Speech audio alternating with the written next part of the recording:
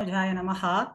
ஸ்ரீயப்பதியான எம்பெருமான் சர்வேஸ்வரன அவாப்த சமஸ்த காமன் திவ்ய கல்யாண குணகனன் அப்படின்னு எல்லாம் அபார காருண்யன் அப்படின்னு எல்லாம் ஆழ்வார்கள் ஆச்சாரியர்கள் தங்களுடைய ஸ்ரீசுக்தியில மிக அழகாக கொண்டாடுறார்கள். எம்பெருமானுடைய பெருமைகளை சொல்லி மாள முடியாது அப்படின்னு. ஏன்னா அவ்வளவு அளவிட முடியாததான அனாதியான கல்யாண குணங்கள், திவ்ய விக்கிரகங்கள், ஆயுதங்கள் இதை எல்லாம் கொண்டிருக்கான் எம்பெருமான்னு சொல்லும் பொழுதும் கூட தன்னுடைய பரம கருணையாலேயே இந்த லோக்கத்துல இருக்கக்கூடியவர்கள் அத்தனை பேரும் உய்வு பெற வேண்டும் அப்படிங்கிறத பார்த்து இதை எப்படி சொல்லலாம்னா, நம்மாழ்வார் மதுரகவியினுடைய நிலையை பார்த்து உண்மையாக சொல்றார்கள் அப்படின்னு இவருடைய நிலையை பார்த்து தன்னுடைய கருணையாலேயே செயல் நன்றாக திருத்தி பண்ணிக்கொள்றார் அப்படின்னு சொல்றார். அது போல நம்முடைய நிலையை பார்த்து நம் உய்வு பெற வேண்டுமே, இப்படி இருந்தா எப்படி அவர்கள்லாம் உய்வு பெறுவார்கள் அப்படிங்கிற கருணையாலே, இரக்கத்தாலே, வாத்சல்யத்தாலே, இப்படி எந்த சப்தம் வேணாலும் நம்ம போட்டுக்கலாம். அதனாலே அவதாரங்கள், பல அவதாரங்கள்லாம் எடுக்கிறா எம்பெருமான் இந்த லோகத்திலே. அவதாரங்கள் எடுத்த பொழுதிலும் கூட தன்னுடைய செயல் பலிக்கவில்லையே அப்படின்னு அவனுக்கு துக்கம் ஏலிட்டு ஆழ்வார்களை எல்லாம், தன்னுடைய ஆயுதங்களில் இருக்கக்கூடிய ஆழ்வார்களை எல்லாமும் அவதரிக்கும்படிக்கு பண்ணி, ஆழ்வார்கள் ஸ்ரீ சுக்திகள் மூலமாக, உபதேசங்கள் மூலமாக இவர்கள் உய்வு பெறுவார்களான்னு பார்க்கும் பொழுதும் அந்த காரியம் நிறைவேறவில்லை. அதனால ஆச்சாரியர்களை தான் இப்படி படைத்து இவர்கள்லாம் செய்யும்படிக்கு பண்றான். அதனாலே நாம் எம்பெருமானார், மாமுனிகள் போன்ற ஆச்சாரியர்களை எல்லாம் கொண்டாடுறோம் இன்னைக்கும். அப்படி எம்பெருமான் பார்த்தால் திருவவதாரம் பண்ணும் பொழுதோ கண்ணனாய் வந்து அவதாரம் பண்ணான் அப்படின்னு. இன்னைக்கு தலைப்பு நம்முடைய இந்த சேனலுக்கு கீதா பாஷ்யம் அப்படின்னு கொடுக்கப்பட்டிருக்கு. உடையவரினுடைய செயல்கள்ல 9 கிரந்தங்கள் சொல்றோம். அதுல கீதா பாஷ்யம் போற்ற தகுந்தது. கீதை எம்பெருமான் அருளிய பகவத்கீதையினுடைய சாரார்த்தம் சுருக்கமா நம்ம எல்லாம் புரிய வேண்டும் அப்படிங்கிறதுக்காக கீதா பாஷ்யம் வெளியிட்டு அருளினார் அப்படின்னு மேலோட்டமா சொல்லலாம் ஒரு அர்த்தத்தை, கீதா பாஷ்யம்னு. அப்படி எம்பெருமான் கண்ணனா அவதாரம் பண்ணி மண்ணின் பாரம் நீங்குவதற்காகவே அப்படின்னு இந்த லோக்கத்தில் இருக்கக்கூடிய பாரம் எல்லாம் போக வேண்டும்ங்கிறதுக்காக கண்ணனாய் அவதாரம் பண்ணி தன்னுடைய பரத்வ, எவ்வளவோ குணங்கள் இருக்கு, பரத்வத்தை காட்டி கம்சன் போன்றோதர்கள் எல்லாமும் நிரசனம் பண்ணி, இந்த பக்கம் பார்த்தா மாலாக்காரர்கள் போன்ற பாகவதர்களுக்கு தன்னுடைய சௌந்தரியத்தை, சௌலபியத்தை காட்டி அவர்களை பாகவதர்களை ஆக்கி தன்னிடத்தில் இருக்கும்படிக்கு பண்ணி அப்படி வெளியிட்டு அருள்கிறான். இதே தன்னுடைய நண்பன் சிஷ்யன்னு சொல்லக்கூடியதான அர்ஜுனனுக்கு, துரியோதனாதிகள் பாண்டவாளுக்கு யுத்தம் அப்படிங்கிறது ஒரு வியாஜம் தான் சொல்லணும். நம்ம இந்த யுத்தம்ங்கிறதே ஒரு வியாஜம். எதற்காக அப்படின்னா, அந்த லோகத்தில் இருக்கக்கூடியவர்கள் அறியும்படிக்கு கர்ம ஞான யோகங்களை எல்லாம் முதல்ல வெளியிட்டு அருள்கின்றான் பகவத்கீதையில்.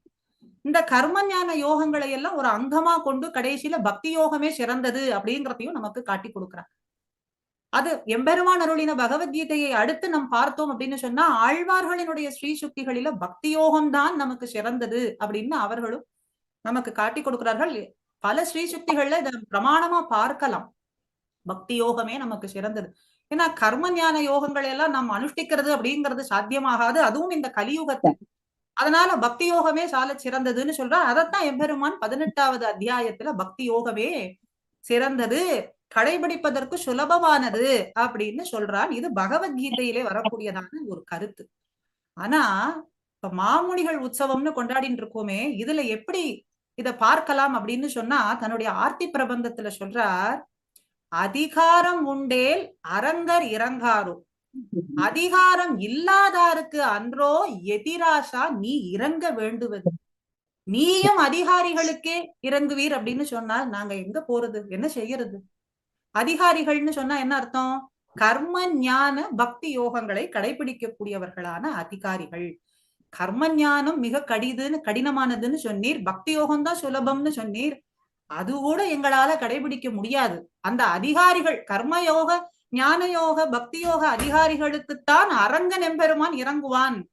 ஆனா அப்படிப்பட்ட அதிகாரம் இல்லாதாருக்கு கூட எதிராசா நீ இறங்குவீர். ஏன்னா கிருப்பையே சொரியக்கூடியவர், கிருபா மாத்திர பிரசன்ன ஆச்சாரியார்னு உமக்கு நாமம். நீரே சர்வ உத்தாரகர், உம்மை தவிர வேறு ஒன்று தெரியாது. மற்றொரு தெய்வம் அறியேன்னு மதுரகவி ஆழ்வார் சொன்னது போல அடியோமுக்கு உங்களை விட்டா வேறு தெரியாது, வேறு கதியற்றவனா இருக்கேன். அப்ப அதிகாரம் இல்லாதாருக்கு அன்றோ எதிராசா நீ இறங்க வேண்டுவது, நீயும் அதிகாரிகளுக்கு தான் இறங்குவேன், பக்தி யோகம் பண்ணாதான் இறங்குவேன்னு சொன்னீர்னா நாம் எங்க செல்றது? அடியனுக்கு வேறு கதி இல்லை. அதனாலே மோகாந்தன் பிழைகளே செய்து கொண்டிருப்பேன், அடுத்தடுத்து பாவத்தையே செய்து கொண்டு பிறவியிலே உழன்று கொண்டே இருப்பேன் என்றாலும் கூட தேவரீரும் மறுபடியும் மறுபடியும் பிறக்க வேண்டும், பிறந்து அடியோங்களை உயிப்பிக்க வேண்டும். அதனால தேவரீரினுடைய திருவடிகளையே பிரார்த்தித்துக் கொண்டிருக்கேன் அப்படின்னு சொல்றார்.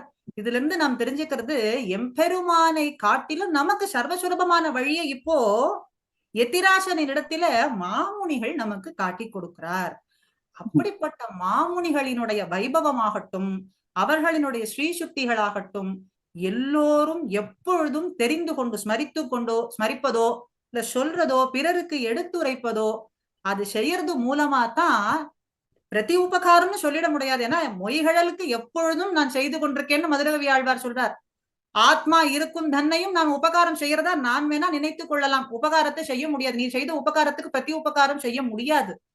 அதுபோல இந்த ஸ்ரீசுக்திகளை நாம் வாயார சொல்றது ஒன்றுதான் நம்ம ஆத்ம சுத்திக்கு வழி. அப்படிங்கறதுனால இந்த வேதிக்ஸ் குழுமத்தார் இந்த வாச்சிக்க கைங்கரியம் பண்ணும்படிக்கு சின்ன பிராயத்தில் இருக்கக்கூடிய குழந்தைகள் மனசுல இந்த விதையை நன்னாக பதியும்படிக்கு பண்றது ஒரு மகா அற்புதமான காரியம்.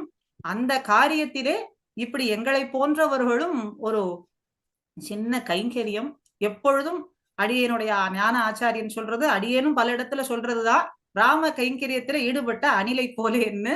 அப்படி இந்த கைங்கரியத்தை பண்ணும்படிக்கு இன்னைக்கு ஒரு வாய்ப்பு ஏற்படுத்தி கொடுத்து இந்த கூட இருந்து லதா ராமானுஜன் அம்மங்காரோடும் சேர்ந்து இன்று இன்னைக்கு இந்த குழந்தைகளுக்கு எல்லாம் சின்ன சின்ன கதைகள் மூலமாகவும் சின்ன ஒரு பாசுரங்கள் மூலமாகவும் எளிதா புரியும்படிக்கு சொல்றபடிக்கான ஒரு வாய்ப்பை ஏற்படுத்தி கொடுத்ததுக்கு அடியேன் கிருத்தஜதை தெரியப்படுத்திக் கொள்கிறேன்.